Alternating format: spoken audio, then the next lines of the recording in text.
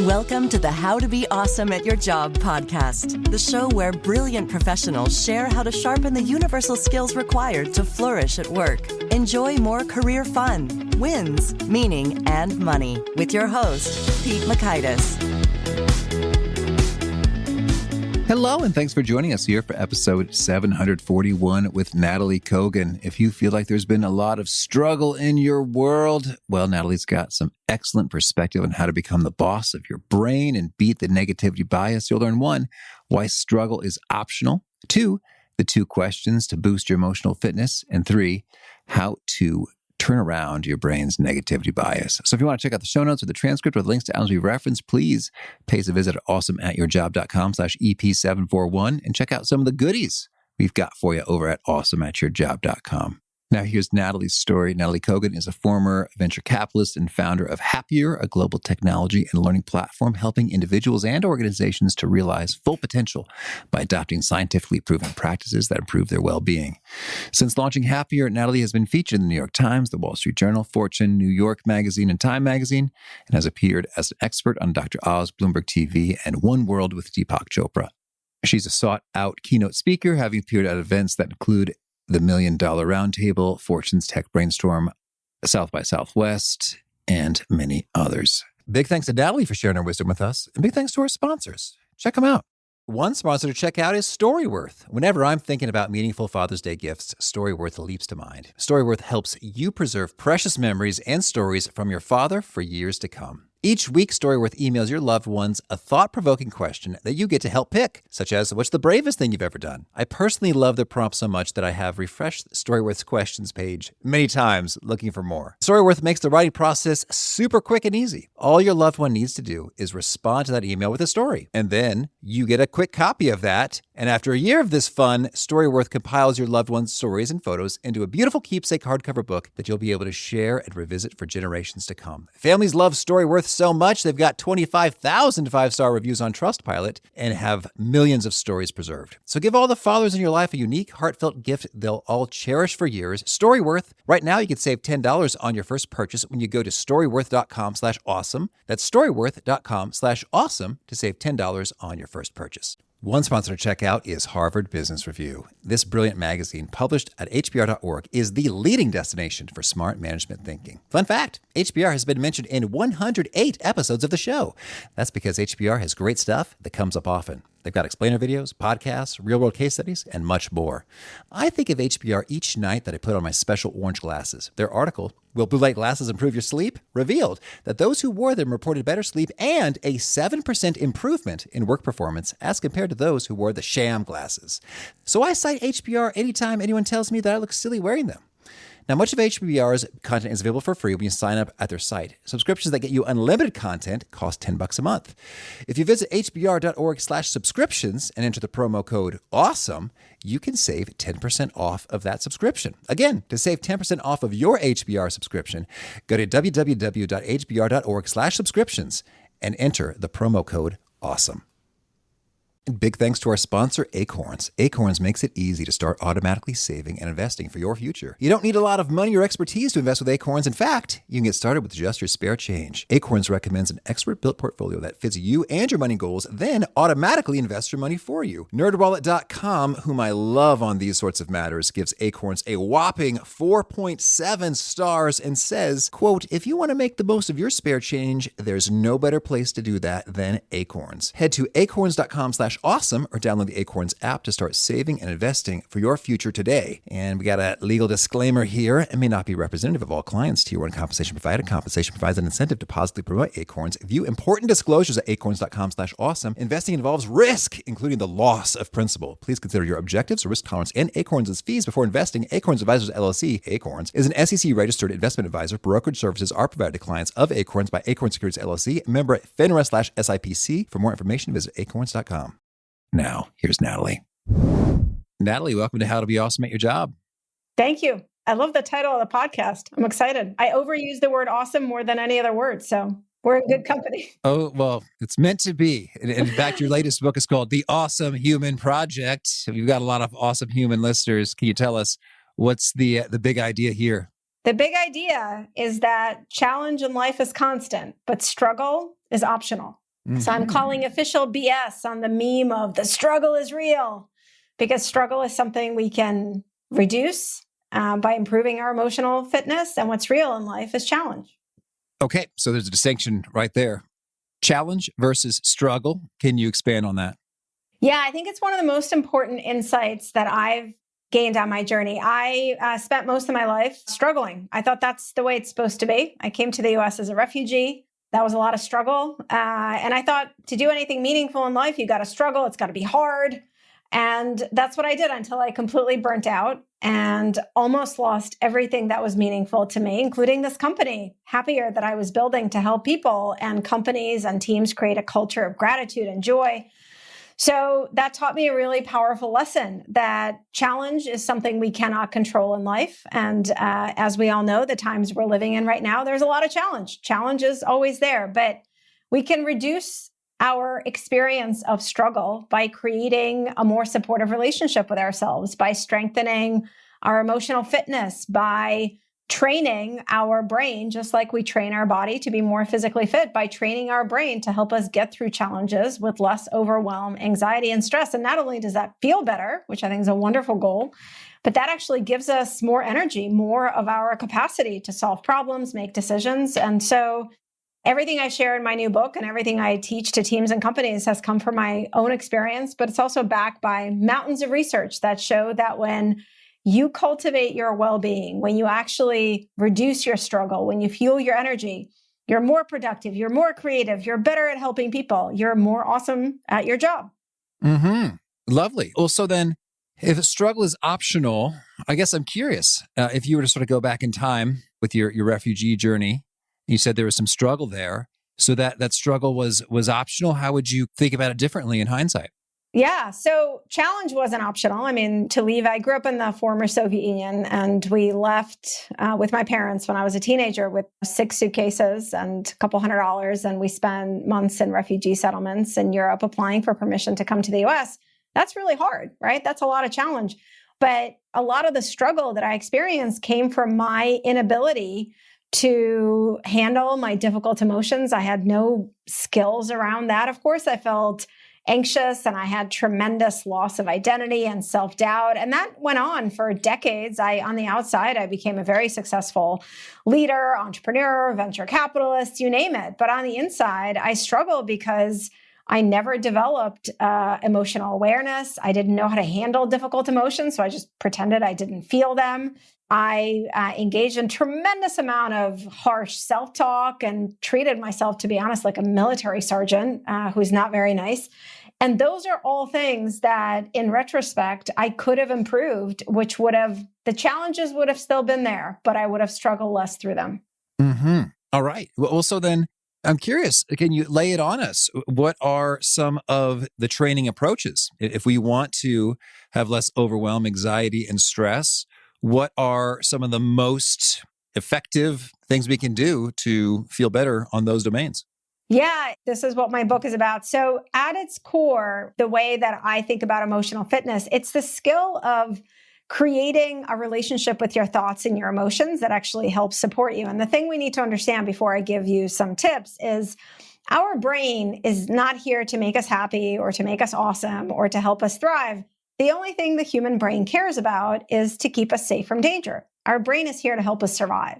And because of that, it's developed certain characteristics that actually can increase struggle. We all have a negativity bias. We see and notice many more things that are negative or could be negative. And our brain ignores a lot of things that are positive or meaningful or okay, especially if they're familiar. Our brain is also afraid of uncertainty. And so when we're facing uncertainty, our brain creates a lot more stress and anxiety because it doesn't know how to keep us safe. And it creates these ruminations on worst case scenarios as a way to give it control. And so I share this little mini neuroscience lesson because at the core of creating or strengthening your emotional fitness so you struggle less is this practice of what I call in my book, becoming the editor of your thoughts. And understanding that just because your brain gives you a thought, it doesn't mean it's fact. It doesn't mean it's an objective observation of reality. it doesn't mean you need to go along with it. So 2 questions to ask yourself when you become aware that your brain is giving you thoughts that are causing you to stress, to struggle, to doubt yourself, to think about worst case scenarios. 2 questions to ask. This is one of my favorite practices in the book. The first is this thought true? And by that, I mean, what are the facts I have to support this thought, right? So when your thought tells you, oh my God, this project you're working on, it's never going to work out, or, oh my God, your boss thinks you're doing a terrible job. Well, is this thought true? What facts do you have to support it, right? Which we often find out when we ask this question, well, I don't have a lot of facts. It's just the story my brain has made up. So that's the first question to ask is, what are the facts you have to support this thought? The second question to ask is this thought helpful? And by that, I mean, does engaging in this thought, does it help me move forward through this challenge? Does it help me bring my best to the situation? And asking those 2 questions is a really powerful way to shift your thoughts away from those that cause you stress, anxiety, overwhelm, self-doubt, and actually help your brain be your ally to help you move forward in the best way. Okay. Well, so that sounds really handy in terms of asking yourself those questions. And so let's just say you're in a situation at work, a colleague criticizes, questions something you've done such that you're feeling kind of bummed. And you're like, oh man, I'm such an idiot. That was so stupid. What was I thinking? I'm a moron. Oh my gosh, am I going to get fired? Or maybe they are going to fire me. And so then you go through these questions. Is this thought true? It's like, well, they're probably not going to fire me. And I'm probably not a piece of garbage. And is this thought helpful? Well, no, not really. It's kind of bringing me down. And so we've concluded rationally, okay, these thoughts are not true and they are not helpful. But nonetheless, I feel yucky. What do I do? All right. So this brings us to the next skill, which is the skill of what I call acceptance in the book. And the skill of acceptance, I used to hate this word acceptance because I thought it was like being really passive, whatever happens, happens. And, I'm an entrepreneur, I'm a refugee, I'm a fighter. Well, that's not what acceptance is. Acceptance is a skill of looking at the situation clearly. So as you've just done, separating the facts from the dramatic story your brain has told you, and then using that as the foundation to say, okay, this is how it is. This is how I feel. What is one thing I could do to move forward in the best way? And so in your situation, right, so you've determined that, well, my brain is kind of exaggerating. I don't really have any facts that my boss is going to fire me. And this is making me suck at my job if I sit here and think about it all day. So what is one thing I could do to move forward? Right. And that answer depends on your situation, but a couple ideas just for the scenario you offered, because it's a common one. Well, you could focus your attention on working on this project that you're working on, right? You could focus your attention on that. You could have a conversation with your boss. Another really important skill that I talk about is emotional openness. So you could have a conversation with your boss where you can say, like, listen, I just want to tell you, our last conversation that we had, it kind of left me feeling like maybe there's something I'm not doing. I'd love to talk. I'd love to get some feedback, right? Those are all things that you are now in control. So you've now shifted from being out of control. My boss hates me. I'm going to get fired. That's feeling out of control is one of the worst things for the human brain. This is how we get into tough spots. And you've now shifted into, okay, this is how it is. This is how I feel. What is one thing I could do to move forward, which gives you a sense of control and progress, which brings your best out in the situation. And then whatever you learn in that next step, you can move forward from there. Mm-hmm. Okay, cool. So we've got some strategies sort of in the heat of battle, right? In the midst of things. Yeah. Can you talk to us? You mentioned the emotional immune system. Are there some things we can do throughout time? Yeah. And not just front and center acutely that will put us in good shape? Yeah. So if you think about your emotional fitness, again, a great comparison is physical fitness, right? If you want to be more physically fit, you don't just like work out once and then you're done. You have a regular workout, you probably eat healthy, you might take some vitamins. The same thing about our emotional fitness is we have to practice to give ourselves this level of emotional fitness, and then we have certain skills for in the moment. So a couple of things to kind of improve your emotional fitness on a regular basis. One is to practice emotional awareness. We can't improve something if we don't know where we are. And most of us have grown up in work environments where emotions are not discussed. I worked with some leading companies like Microsoft and McKinsey, and no one ever talked to me about emotions. I didn't think that mattered. The old idea of leave your emotions at the door is not actually possible. Emotions affect everything we do. So we have to get into the practice of checking in with ourselves daily, right? We check in with friends, colleagues, right? Hey, how are you? How are you doing? How are you feeling? We don't check in with ourselves. And emotional awareness is at the core. So every day, take a moment to check in with yourself. How am I feeling? What's my energy level like? And research shows that people who practice this kind of emotional awareness actually improve their well-being, because when you become aware, awareness gives you choices. So that awareness might tell you, wow, I'm really stressed out. Okay, well, how can I support myself? Oh, it's actually this one thing that's really stressing me out. Let me go have that conversation. So emotional awareness is really, really important. The other skill that I devote a lot of my new book is gratitude. So I think gratitude is one of those things that we all know is good for us, and we think we should do it on Thanksgiving. But I actually mean gratitude as a daily skill. And the reason gratitude is so important, and all that gratitude is, by the way, it's focusing your attention on things that are positive, that are the moments that are in your day of comfort, things you appreciate. They don't have to be big things. The reason it's so important is because of that negativity bias that I talked about that our brains have. Without practicing gratitude, essentially your brain is lying to you about your reality. You see things much more through a negative lens, and that actually drains your energy, increases stress, reduces your ability to be awesome because it makes you use all that energy thinking about all the negative things. So having a regular daily practice of gratitude balances out that negativity bias. It actually reduces your stress. It helps you have a more centered, clear picture of your day so you can be at your best. So those are a couple of practices that I recommend on a daily basis to improve your emotional fitness.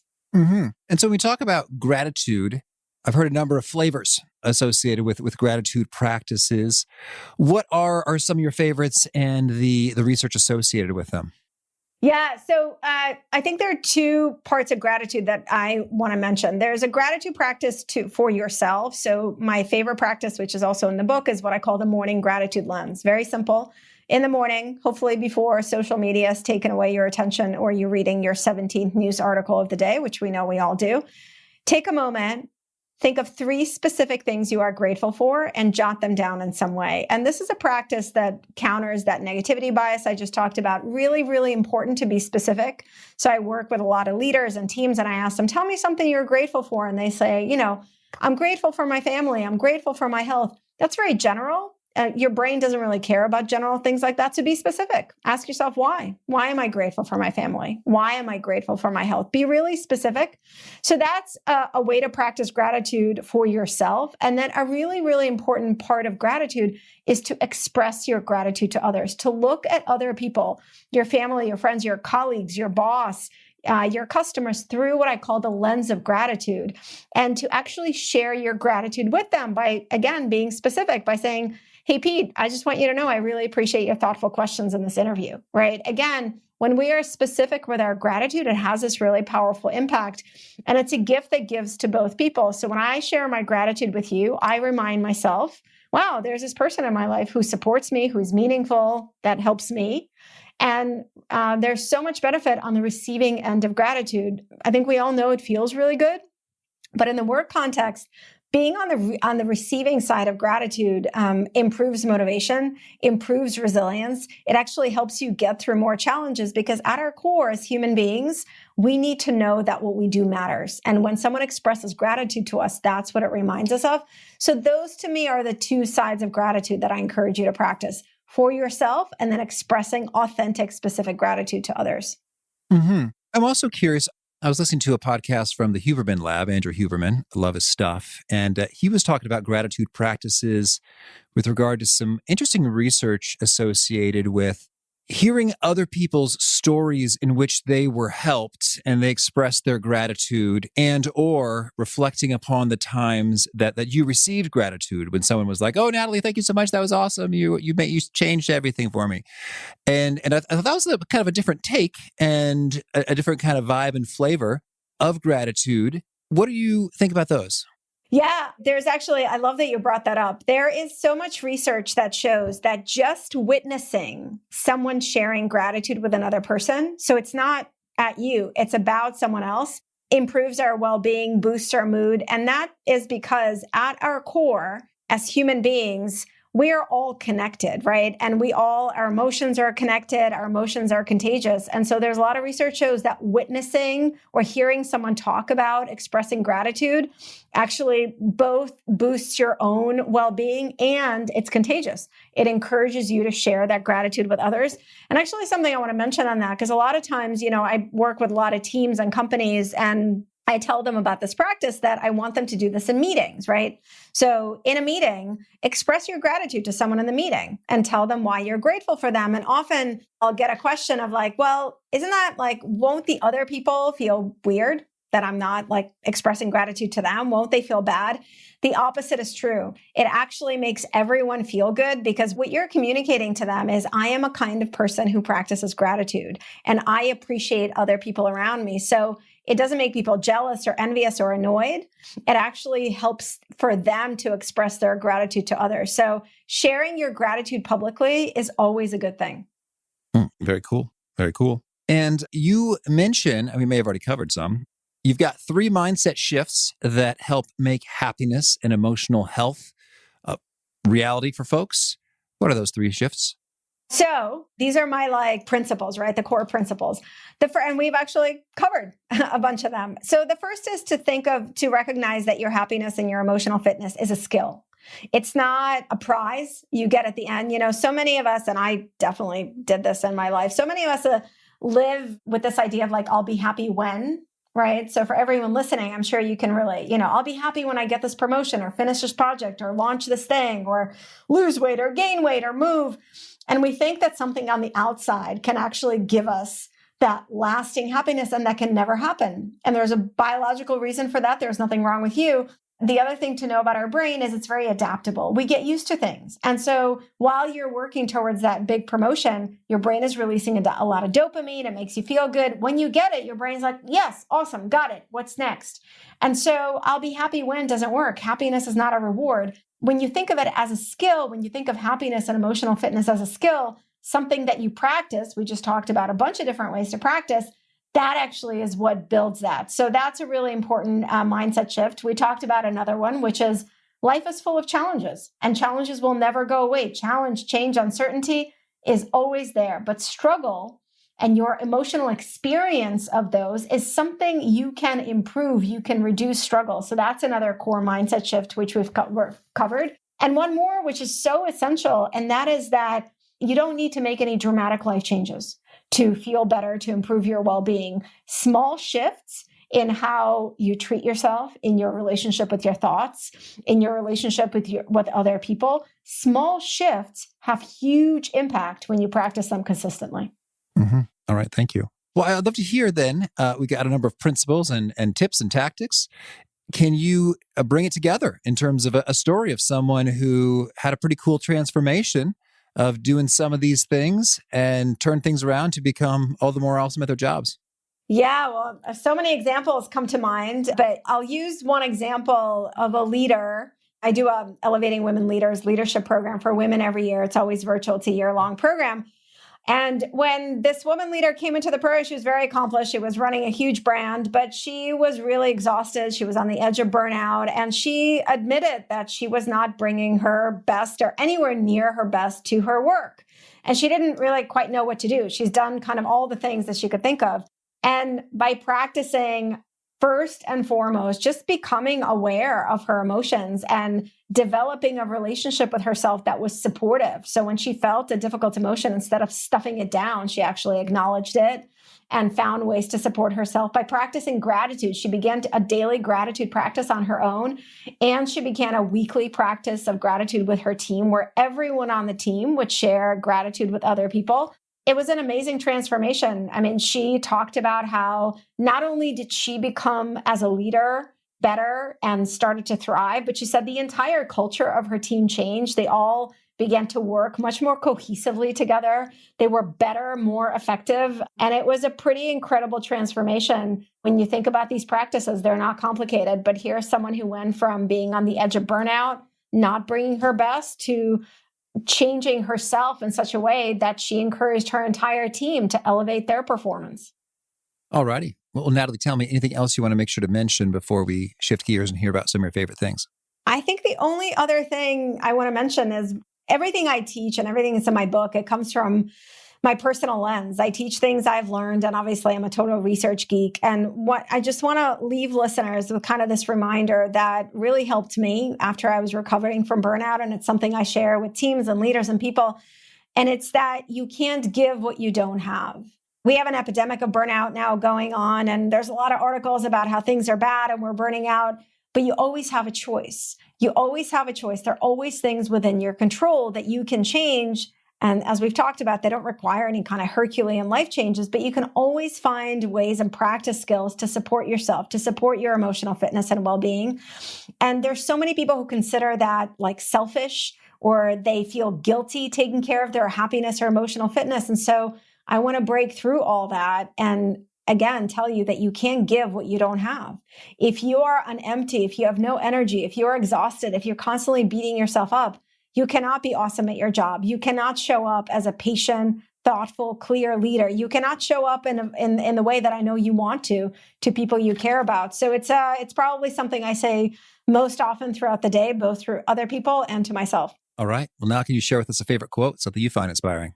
I'm going to share this quote, which my teacher, who was my teacher as I was kind of healing from burnout and really going through a process of reinvention, said to me. She said, "You're a being, not a doing." And at the time, I had no idea what that meant, and I didn't really care. I was very much a doing. I connected my worth entirely to my achievements for the day.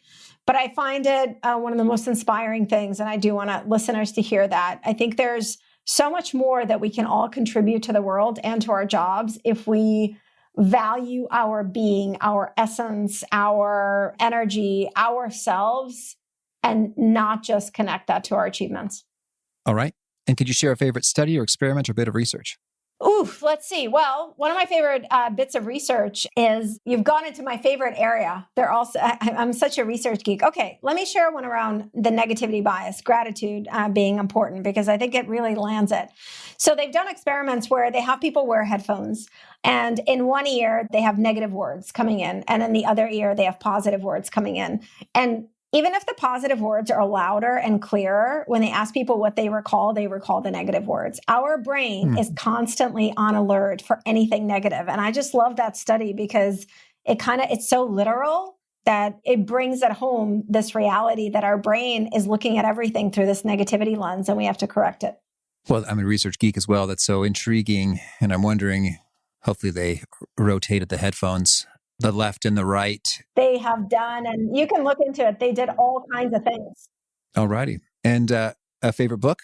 I would have to say The Surrender Experiment by Michael Singer, which is probably the book I give to people more than my own books. And it's an incredible story of this very promising economics PhD student who one day decides that he needs to figure out why there's constant chatter in his brain. Like we all have this voice in our head, right? That's constantly chattering. You're not good enough. You didn't do it. No, he's just commenting on everything. So he quit and decided he was going to be a yogi and he was just going to be Zen and calm his mind. And it's an amazing story of how that actually led him to run a $2 billion company we've all heard of, and an incredible journey of what happens when we practice acceptance, when we actually accept ourselves and the world as they are. So I absolutely recommend that book. All right. And a favorite tool, something you use to be awesome at your job? So in terms of my favorite apps, I love Todoist. For anyone who doesn't use it, I love it. It's a way I keep track of all my to-dos and projects. And I'm also an artist. You're looking at some of my art behind me. So I love my iPad. It's where I draw. It's where I write things down. I think those are for me two tools. And I'm going to mention one that probably has nothing to do with work, but fresh air. I could not be awesome at my job if I did not go outside for a walk every day. Mm-hmm. And is there a key nugget you share that really seems to connect and resonate with folks? They quote it back to you often? Yeah. The thing that I hear back most often is this idea that I shared of you can't give what you don't have. And this is from senior leaders and junior employees and men and women. And I think we have this inner martyr that comes out where we think we have to go last. And that's the way to be a good leader, a good teammate, a good colleague. And so when people have that breakthrough, this understanding of, in order to give, in whatever way you want to give, I have to actually fuel myself. So you can't give what you don't have. Mm-hmm. And if folks want to learn more or get in touch, where would you point them? Very easy. Go to NatalyKogan.com, and I'm very easy to find there. I'm on all the social medias, but NatalyKogan.com is the hub. Okay. And do you have a final challenge or call to action for folks looking to be awesome at their jobs? Well, my call to action is twofold. Actually, I love giving homework. So I love an opportunity to give homework. I always give homework at the end of my talks and keynotes. So my homework is twofold. Take one thing that you heard me talk about and make it a practice for the next 5 days. There's no magic, by the way, about 5 days, just like there's no magic about 21 days. It takes much longer to create a habit. But 5 days is a really good amount of time to do something and then check in with yourself and see if it's made a difference. So take one thing you heard and do it for the next 5 days. Make that commitment to yourself. And the second part of your homework is share your gratitude with someone today. It can be someone at work, can be someone outside of work, but tell someone why you appreciate them. By the way, you never have to use the word gratitude if you don't want to. You can say you're awesome because tell someone why you're grateful for them today, and the impact of that will be so clear to you. Hopefully you'll keep at it. Well, Nataly, thanks so much for this, and I wish you much awesomeness in the weeks ahead. Thank you. This was an awesome interview. Thanks for having me. I really liked Nataly's 2 key questions to ask. The thinking. You're checking, you're having a thought, say, is this true? And is it useful or helpful? Very handy to check yourself and see what's going on and do a gentle redirect as necessary. Great stuff from Nataly. Again, the show notes, the transcript, the links to items we've referenced are at awesomeatyourjob.com/EP741. Hope to catch you next time. And peace. Thanks for listening. To get the most out of the show, we recommend 2 key things. First, check out the extra resources at awesomeatyourjob.com. You can find this episode's transcript and links, as well as the perfect episode for your situation. You can search the full text transcripts of hundreds of episodes or explore episodes tagged by topic and competency covered. Second, subscribe to the podcast and get future episodes automatically. You can subscribe by telling Siri and several other smartphones and speakers, subscribe to the How to Be Awesome at Your Job podcast, or by tapping subscribe in your podcast player of choice. If you'd like some extra help figuring out podcasts and how subscriptions work, visit awesomeatyourjob.com/subscribe for guidance. Hope to catch you on the next episode of How to Be Awesome at Your Job.